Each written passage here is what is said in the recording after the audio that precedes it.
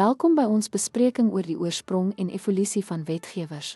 Ons sal ondersoek hoe hierdie sleutelinstellings van regering oor tyd ontwikkel het. Wetgewers het antieke oorsprong, beginnende met Griekse gemeentes soos die Atheense Ekklesia en die magtige Romeinse Senaat in die Romeinse Republiek. In middeleeuse Europa het feudale rade monarge aangeraai en die Magna Carta in 1215 het die beginsel vasgestel om die koning se mag deur 'n raad van adellikes te beperk.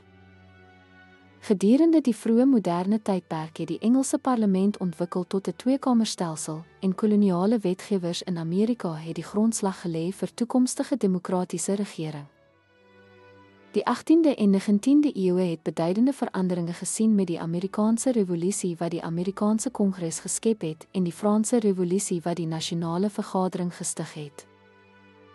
Hierdie tydperk het ook die geleidelike uitbreiding van stemreg gekenmerk, wat breër segmente van die bevolking toegelaat het om aan die verkiesingsproses deel te neem. Van die 20ste eeu tot die hede het dekolonisasie gelei tot die skepping van nuwe wetgewers en demokratisering het hierdie ideale wêreldwyd versprei met voortdurende hervormings vir inklusiwiteit en deursigtigheid. Die evolusie van wetgewers van antieke vergaderings tot moderne demokratiese instellings weerspieël die veranderende dinamika van regering en verteenwoordiging. Dankie dat jy by hierdie bespreking aangesluit het.